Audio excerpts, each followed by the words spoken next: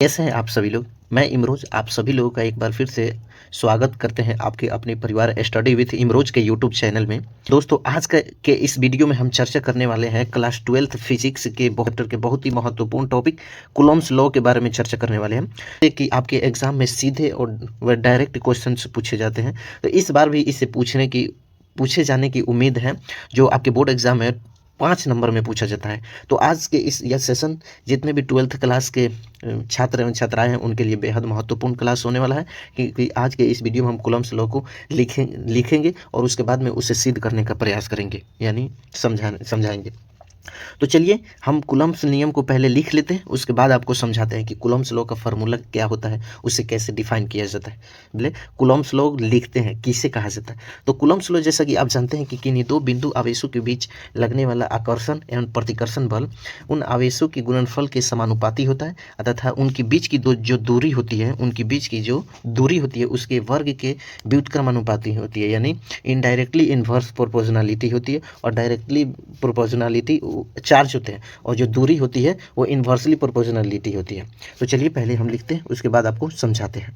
सबसे पहले देख सकते हैं कि कूलॉम्स का नियम किसे कहा जाता है। तो कूलॉम्स का नियम कहा जाता है कि किन्हीं दो स्थिर आवेशों के बीच लगने वाला आकर्षण एवं प्रतिकर्षण बल, यानी पास पास जब वस्तुएं होंगी और सेम चार्ज रहेगा तो प्रतिकर्षण होता है, और उनमें रहेगा तो अट्रैक्शन होता है, यानी आकर्षण होता है। तो चलिए देखते हैं उन्हें, यानी उनके आवेशों का गुणनफल समानुपाती और उनके बीच की दूरी जो है वो व्युत्क्रमानुपाती होती है, यानी इनडायरेक्टली इन्वर्स प्रोपोर्शनलिटी होती है। तो चलिए इसे हम देखते हैं।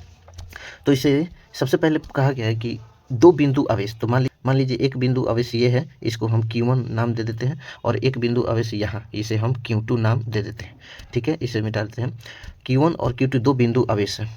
मान लीजिए Q1 और Q2 दो बिंदु आवेश है और इनके बीच की दूरी जो है वो R है मान लीजिए, और यहाँ पे दोनों बिंदु पर जो फोर्स लगेगा वो सेम लगता है। तो इधर भी F हो गया और इधर भी हम F लिख देते। तो अब इसको प्रमाणित करना है कि कूलॉम्स नियम क्या कहता है। तो सबसे पहले टर्म में कहा है कि आकर्षण एवं प्रतिकर्षण बल उनके आवेशों के गुणनफल के समानुपाती होती है। तो समानुपाती का मतलब हम लिख सकते हैं कि यानी जो F होता है ये डायरेक्टली प्रोपोर्शनलिटी होता है, यानी दोनों चार्ज के, यानी Q1 और Q2 के।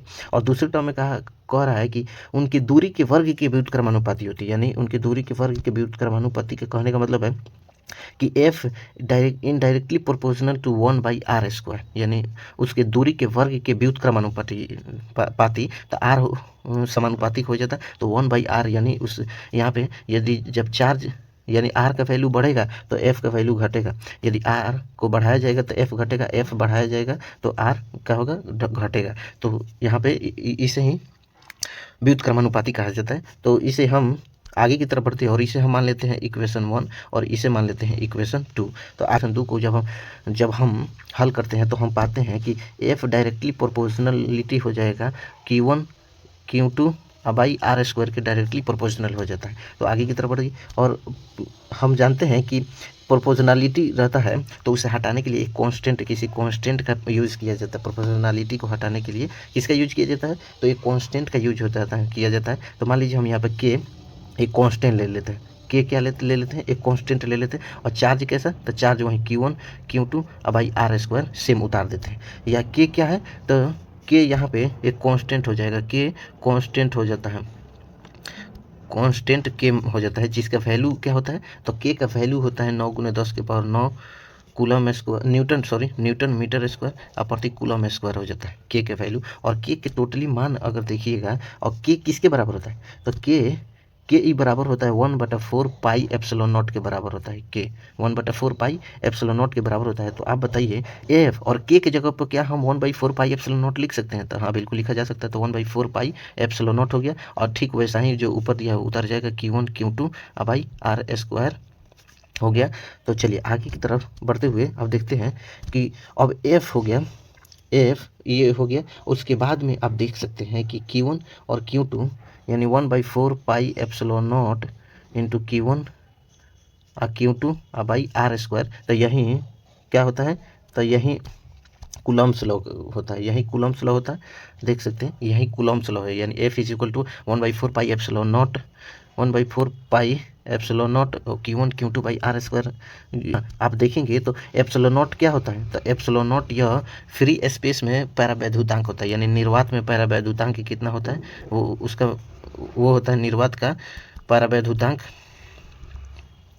निर्वात का पैरावैद्युतांक होता है। और एप्सिलॉन नॉट का वैल्यू कितना होता है, तो एप्सिलॉन नॉट का वैल्यू आप देखिएगा तो एप्सिलॉन नॉट का वैल्यू होता है 8.85 गुने 10⁻12 क्या 12 कूलम स्क्वायर और प्रति न्यूटन मीटर स्क्वायर होता है। तो ये रहा आज का सेशन, उम्मीद करते हैं कि आपको पसंद आया होगा।